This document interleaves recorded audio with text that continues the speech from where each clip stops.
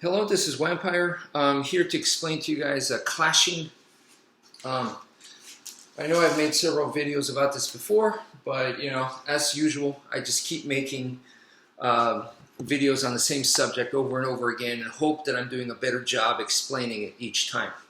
So Stickman has a knife, as you can see. I have a stick, and so he's going to be coming at me, trying to stab me, trying to slash me, okay? And what I'm going to be doing here is I'm going to be using the diamond defense, that is the evolved form of the force-to-force block. So this is the force-to-force block, right? Diamond defense is now here, okay? So he's coming at me, slashing, stabbing, and I'm going to use the diamond defense to protect myself against his attacks. And I've said to you guys that, in medium range, which this is medium range because he can reach me right here, I said at best it's a 30% success rate, the diamond defense, doing this kind of thing, right? I said to you guys, at best it's 30% chance.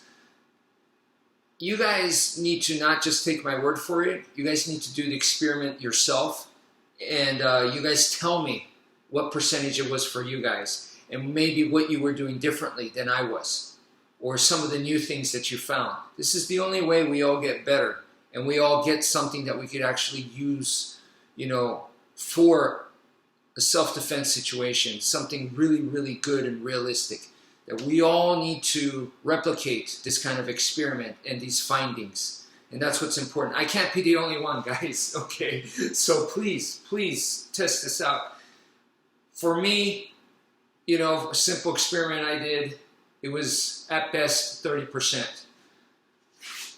So what that means is you need more distance. You need to be like more at the minimum out here. Okay, this is how much distance you need.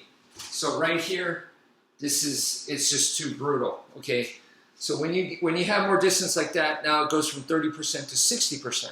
Okay, and that still means, because 60% is not perfect. I mean, that's just a little bit above average.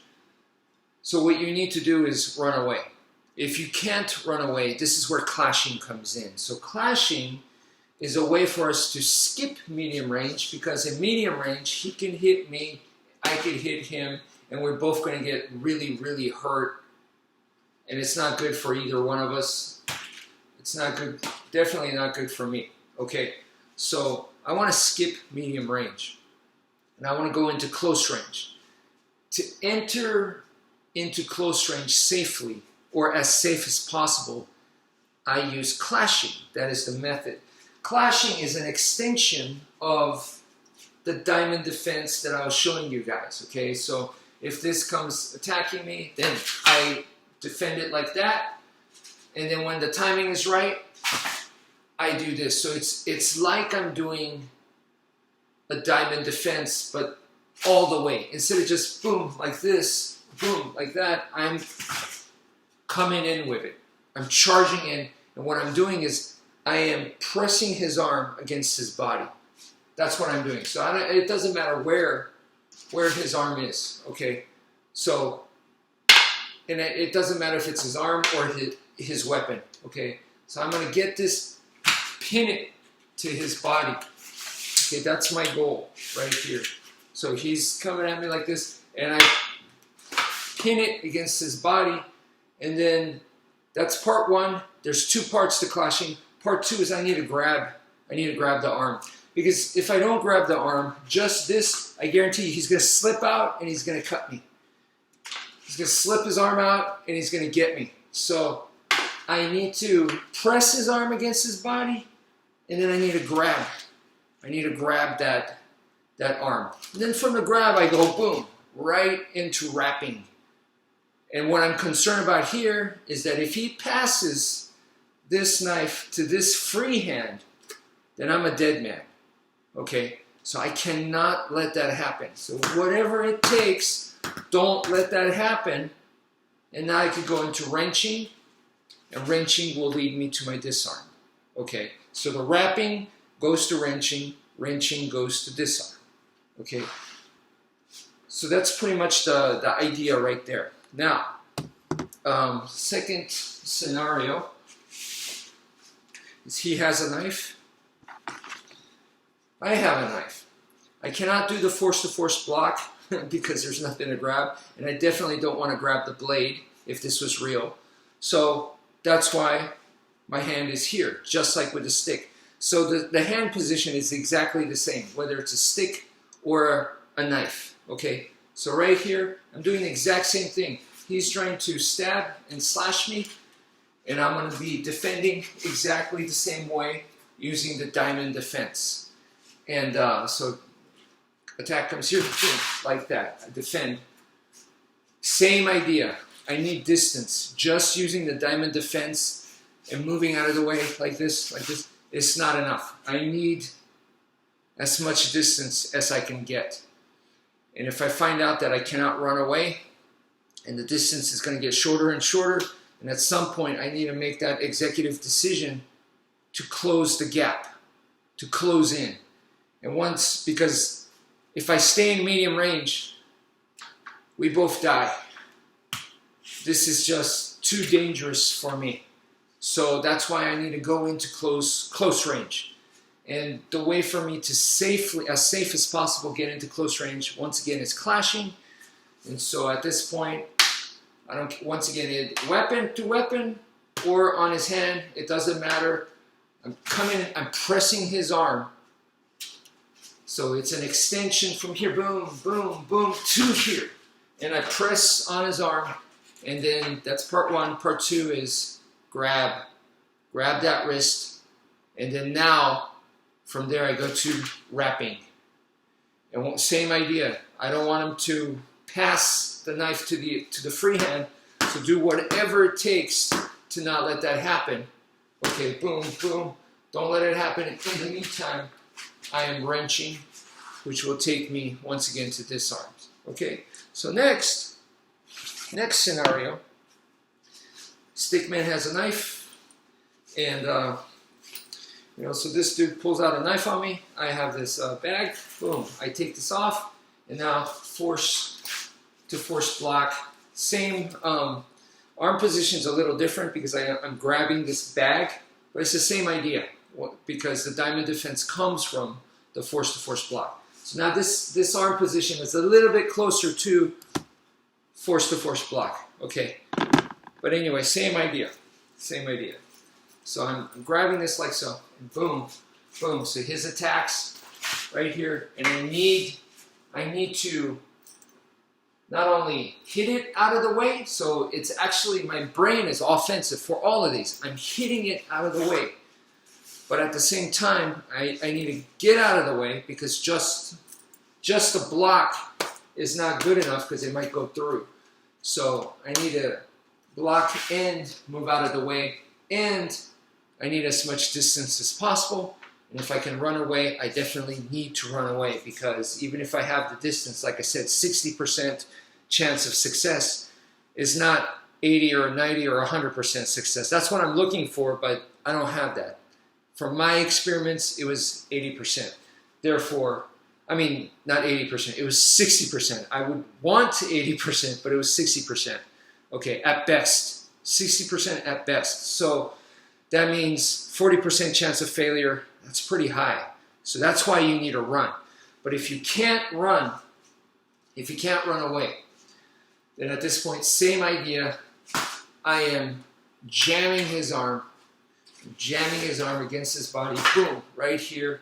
And when I do that, this is not good enough because he will, it's like a slippery snake. He will find his way out and he will get me. So I need to grab that arm. Jam it, grab it. Two parts to clashing, okay?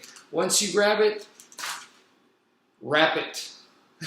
Once you wrap it, then you should be wrenching. But at the same time, I don't want him to pass the knife to the free hand. So here, boom, boom, boom, boom, while I'm wrenching.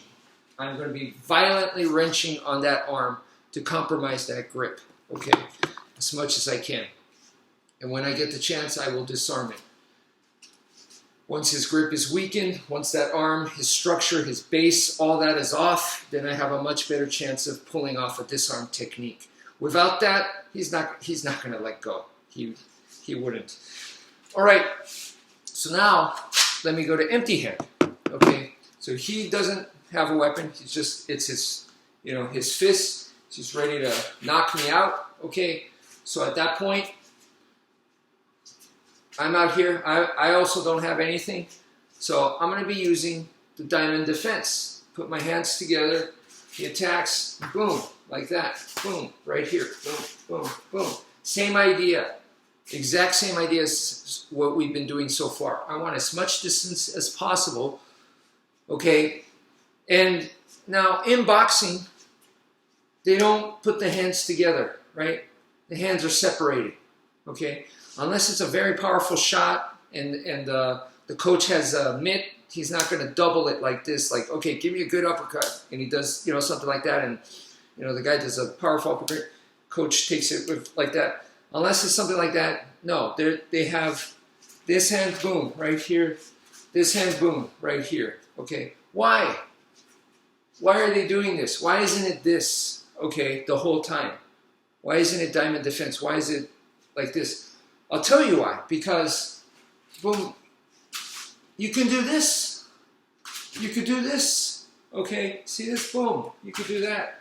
This is superior. So he throws a punch, bam, right here.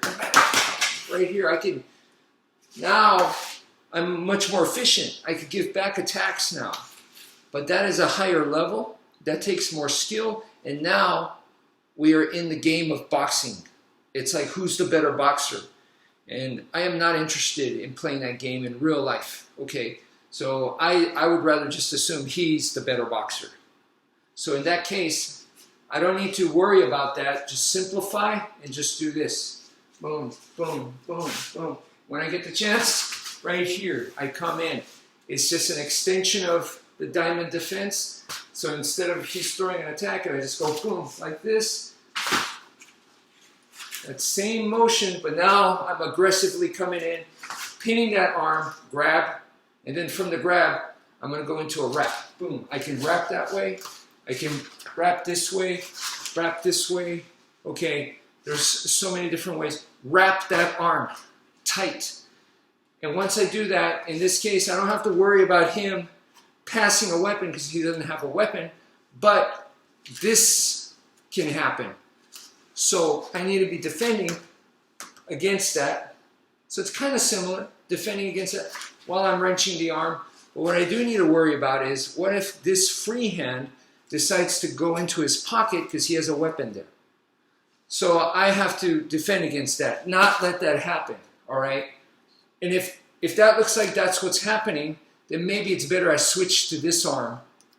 So I abandon this arm over here, and I go to this arm. And I wrap this arm, because this is the one where, that's the pocket. It's closer to maybe his left arm. It's his left side. Left pocket may have the weapon. So then, boom, I'd rather control his left arm in that case. If it looks like he has a weapon in the right, on the right pocket, then let me control the right hand. Okay, it's just easier that way for me to defend. So therefore, yeah, the bottom line is I hope you guys can see the similarity, whether it's empty hand, knife, stick, or using a bag like this. It's the same idea as much as possible. Keep it one system for all these various situations, and the same concepts, the same strategy, the same techniques as much as possible. You know, that's what we're doing to keep it simple. So I know exactly what I need to do.